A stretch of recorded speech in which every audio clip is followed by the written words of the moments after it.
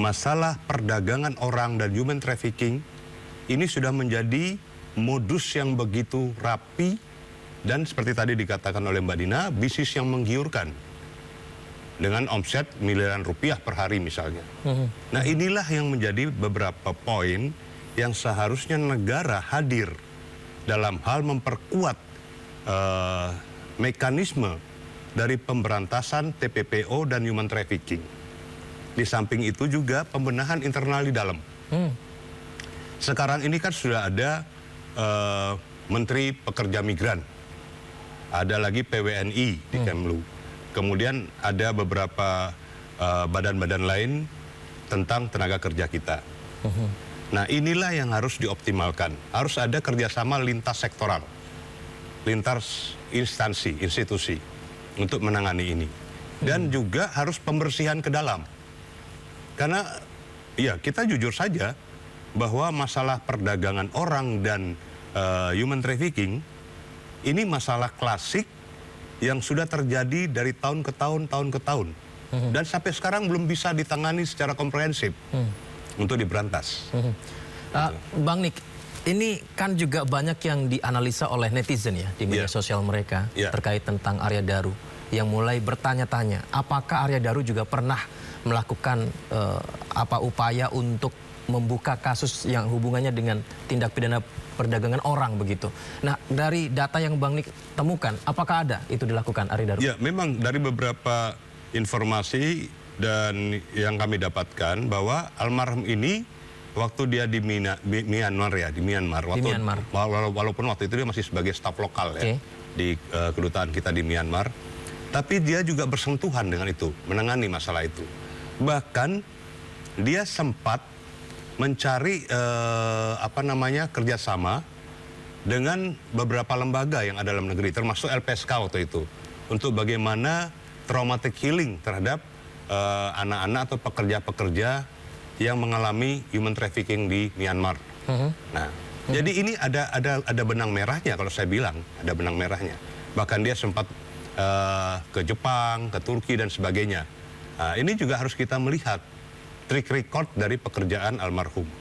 Walaupun berkali-kali dari pihak tertentu mengatakan bahwa Arya Daru almarhum tidak bersentuhan dengan itu.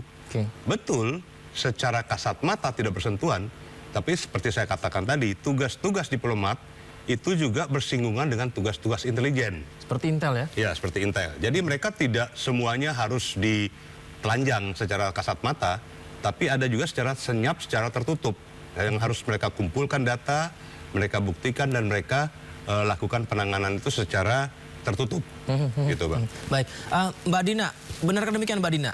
Tugas salah satu diplomat adalah ketika akan melakukan pengungkapan kasus begitu, ini tidak semuanya harus dibuka ke publik tentang apa yang sedang diselidiki. Artinya ketika dicari tahu tentang review dia sebelumnya apa, ya belum tentu dia mengurus itu, tapi dia sedang melakukan itu dalam hal misalnya perdagangan orang misalnya.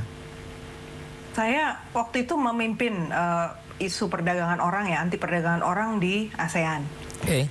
Jadi perbedaan mungkin yang saya lakukan waktu itu dengan yang dilakukan oleh Mas Arya Daru adalah beliau bagian dari tim, sementara kalau saya tampil sebagai kepalanya gitu kan, tokohnya. Dan di situ satu hal yang sama di antara kita adalah kita menghadapi sindikat. Dan sindikat itu terdiri dari bukan hanya orang asing, dan jaringannya, jadi itu bukan cuma satu orang ya, 1-2 orang atau 1-2 kelompok, itu bisa dari hulu ke hilir tuh banyak sekali gengnya gitu kan. Tapi juga dari pihak Indonesia itu juga banyak yang tidak senang isu perdagangan orang ini diungkap. Sangat sulit, saya sudah 10 tahun lebih nih nanganin isu perdagangan orang. Itu untuk membawa aparat yang terlibat kepada meja hijau, itu sangat sulit pembuktiannya. Bisa dihitung pakai jari deh yang benar-benar maju dan ujung-ujungnya berhasil ditindak. Jadi padahal kita tahu ya bahwa dokumen masalah misalnya perlindungan tenaga kerja itu kan selalu berawal dari dokumen. Ini dokumennya benar atau enggak gitu kan. Dokumennya sih asli, tapi isinya salah gitu, isinya palsu. Misalnya namanya dipalsukan, alamatnya enggak, bukan alamat dia, umurnya dipalsukan, sehingga memberi perlindungan itu nggak mungkin dilakukan. hal-hal yang seperti itulah ya yang terjadi masih berkali-kali di Indonesia, juga di negara-negara berkembang lainnya ya. Jadi modusnya perdagangan orang itu seperti itu. Dan risikonya soalnya udah bukan cuman nyawa dari korban ya, tapi mereka bisa pulang hidup tapi organnya udah nggak ada gitu kan. Biasanya ginjal gitu kan. Jadi hal-hal yang seperti itu udah kayak apa ya, marak sekali sebenarnya belakangan ini. Dan yang saya heran adalah pemerintah itu sebenarnya melihat pola itu, modus itu udah kita jabarkan secara sistematis pun, itu tetap nggak ada tindakan yang artinya lebih. pemerintah memahami, mengetahui tentang resiko-resiko itu, Mbak Dina? Tahu. Bahkan sebenarnya ada harapan ya dengan dibuat, nih kalau kita ngomong khusus trafficking orang aja ya, dengan dibuat Kementerian Pekerja Migran, kita tuh ada harapan bahwa level koordinasinya, kemampuan dananya itu bisa dibuat lebih tinggi. Tapi kan kenyataannya nggak ada pembaruan itu sama sekali. Justru yang terjadi sekarang di Kementerian Pekerja Migran, kita mulai lagi dari nol karena orang-orang yang duduk di sana bukan orang-orang yang berpengalaman di bidang penanganan perdagangan orang. Jadi kalau kita bicara narasi itu kayak ngomong sama orang baru gitu loh, yang justru kok malah kita yang ngajarin kesulitan gitu kan. Jadi bukannya kita lari melaju, tapi kayak cerita lagi sama orang baru, mulai lagi dari nol. Jadi saya kadang-kadang berpikir memang isu perdagangan orang ini satu hal yang harus ditilik, negara itu hadirnya di mana. Belum lagi kalau saya bicara soal ilegal yang lain ya, tindak-tindak ilegal yang lain, ada narkoba, ada senjata, itu kalau kita lacak itu modelnya juga macam-macam. Nah, saya nggak tahu Mas Daru tuh terlibatnya cuman yang WNI aja atau ada yang lain, karena penugasan dari tim tadi. Kalau saya kan spesifik tuh tugasnya itu, tapi kalau Mas Daru kan di Kemlu macam-macam tuh yang dia tangani kan.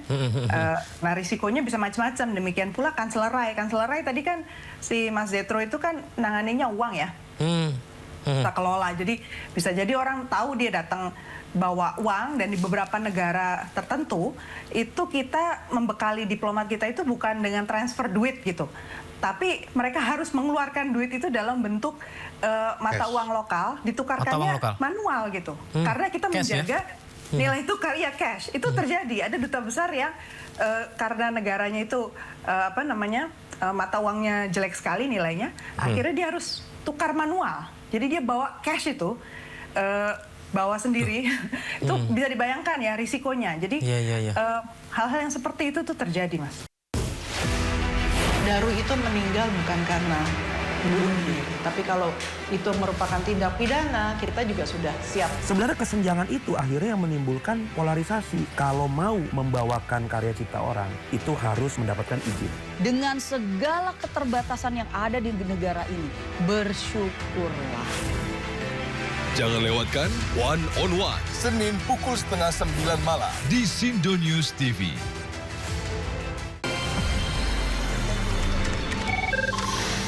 Sumber dari berbagai sumber berita aktual. Sumber informasi, sumber inspirasi. Dari acara deklarasi bisa saji lugas, tegas, dan berkelas. Hasil gelar perkara. Semuanya lengkap di sini. Sindo News